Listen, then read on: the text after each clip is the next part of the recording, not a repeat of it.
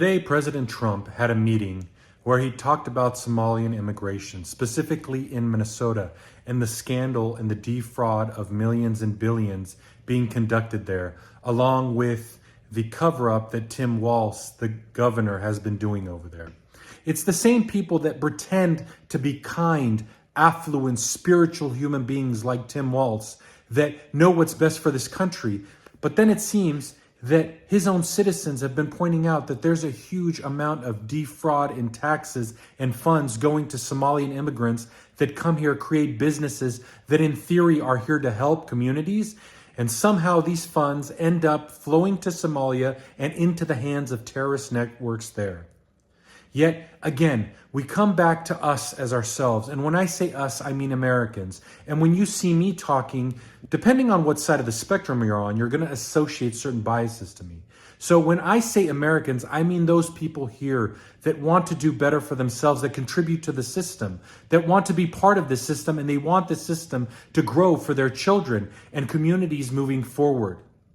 Unfortunately, they keep selling us this lie that diversity is somehow our strength, when all diversity does is tear us apart. It puts culture against culture.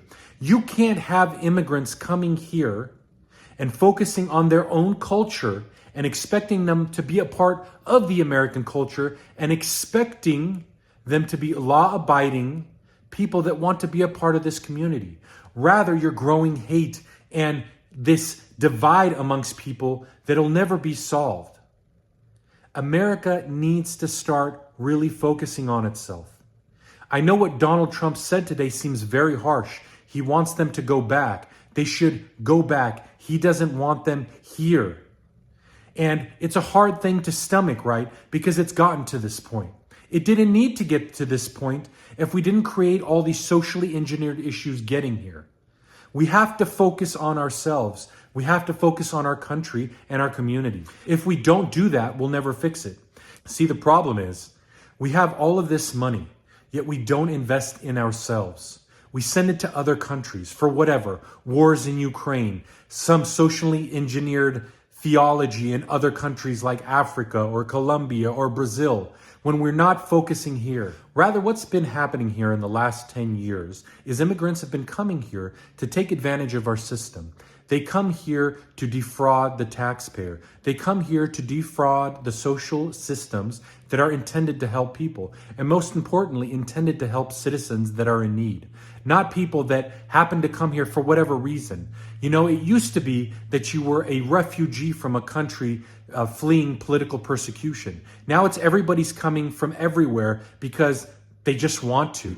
These arguments are really vast because we've been being bombarded with horrible theologies, you know, that somehow this is stolen land. When that's like, what does that even mean? What does that mean, stolen land? And how far does that go? How far do we take that theology into what cultures? Because people have been conquered. And unfortunately, I don't like war. I don't like conquering. This came before us. We have to make do with what is now. And I know some people say, well, that's easy for you to say.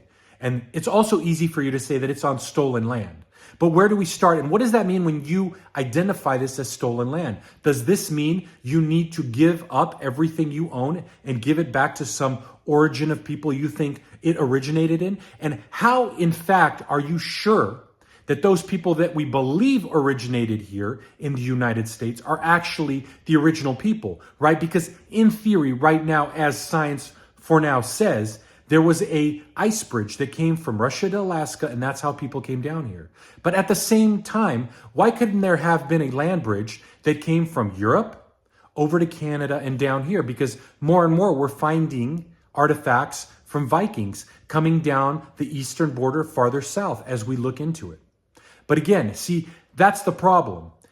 We're creating this division with these weird arguments. It's kind of like climate change, right? Like, what is climate change?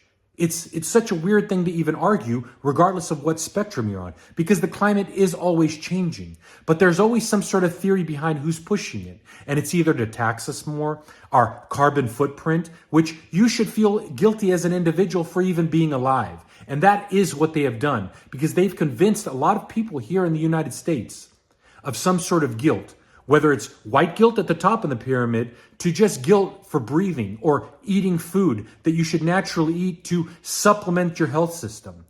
We're in a complicated mess. And the only way we're going to fix this, and this goes to immigration, this goes to other social issues like our education system, is by looking within ourselves. We need to fix ourselves as individuals. We need to fix our communities. We have to understand that we're a lot more alike than we are different. And we shouldn't really highlight our differences. Our differences are important, right? Because that makes each individual unique. But it's together that we succeed. And the only way this country is going to succeed is, regardless if you and I want to pretend we're the enemy, is if we work together. We can make it live. But whatever's going on behind the system, the things we really don't understand that are actually fundamentally socially engineering our society, it wants to destroy us. Because what's been going on in the last 10 years has been a social degradation, a socially engineered destruction of American culture. What we all have to look at is everything that's been contributing to the future that we now live in has been the foundation, which has been the American culture. It is important and it is ever changing. But it is not to be devalued. It is not to be looked at as disgusting, no matter how harsh the history of it is. We are lucky enough to live in the future that we live now, with everything that we've learned, with all the information that we do have, so we don't fall into the traps that our founding fathers, our great-grandparents, and our families did. We should know now that we can work together and fix all of this, and not let all of this diversity, or whatever it is they want to sell us, destroy us. Some of us might have different skin.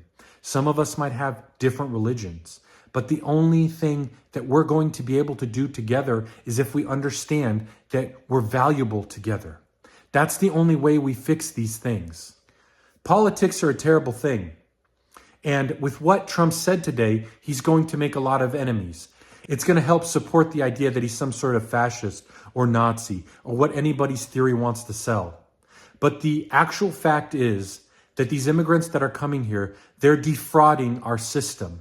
They're destroying our futures because they don't want to come here and contribute. They want to come here and steal. And I don't just mean Somalians.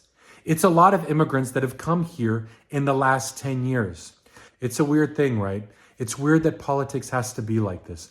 It's weird that Ilhan Omar will call somebody like Trump a fascist, a Nazi, some sort of corporate monster, when at the end of the day in 2017, her net worth was in the negative. And now she's worth tens of millions of dollars after being in politics. Now the theory, right, like Nancy Pelosi and her family, is that it's not her that made the money in politics, but it was her husband's investments. And I'm sure they didn't benefit from any sort of political influence or political knowledge. It's gross. It's really gross that people get into politics and make that kind of money and then have the audacity to point at other people as being evil. You should be ashamed of yourself if you're in politics and you make tens of millions of dollars. Politics, the public sector, is not there to make profit. It is there to make the life of its citizens better. There's so much that can be made better. I mean, sit there and think about it. Do you have kids? Is there health programs and after school care and school education as good as it could be? It's not. It's never enough. It's not. It never has been. Yet somehow we have tens of billions of dollars to send to other countries to work on whatever. Listen, if we have that money that can go over there, it should go over here. We have to create a foundation that's strong within ourselves, but we haven't and we don't.